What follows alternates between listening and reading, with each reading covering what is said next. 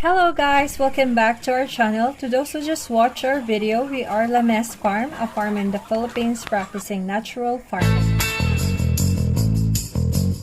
For today's video, we will show you how we set up our Azolla ponds, and also we will share how we manage dead Azolla.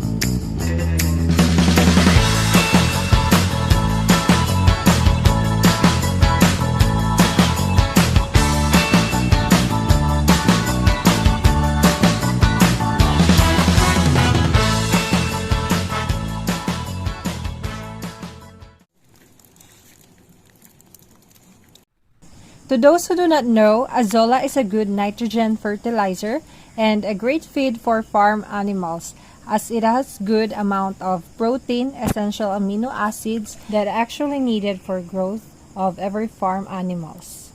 So here's our Azolla setup, guys. Looks great. It is surrounded by coconut trees but not too close to the tree to avoid getting damaged when a coconut parts fall down, because that can't be avoided.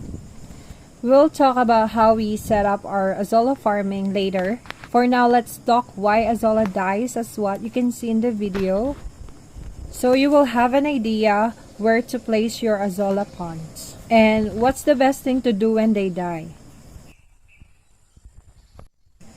Azolla turns brick red when they're about to die, and we found three main reasons why they die.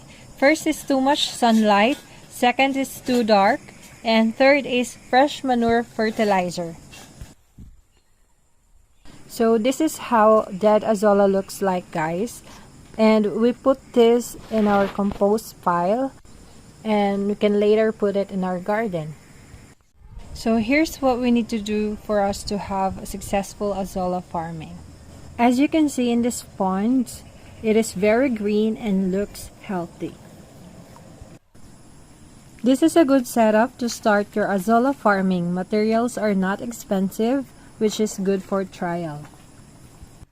What we need to start Azolla farming are the following. First, wood or any material you can use for pond framing. Second is tarp. Any kind of tarp will do. The thicker, the better.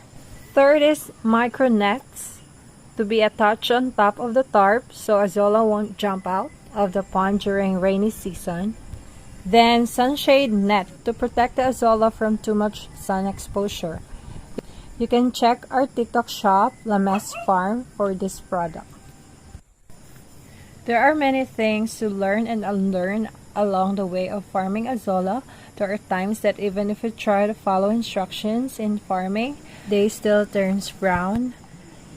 So here's what you need to do when you see Azollas dying, and this is just based on our experience.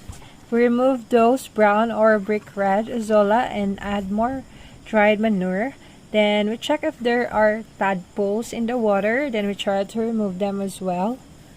Well, we are not really sure if they are causing Azolla to die, because there are ponds that we see tadpoles, yet Azolla looks healthy still. So if you know something we don't know, kindly share your ideas by leaving a comment. After removing dead Azolla, we get ones from healthy ponds, then put on where we added more dried manure, because sometimes the cause is lack of nutrients, especially nitrogen.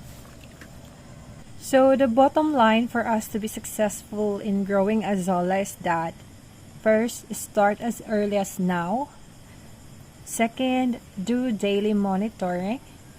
Third, record the progress. 4, analyze the problem you are getting. 5th, find the best solution. And number 6, never give up. Instead, keep moving forward.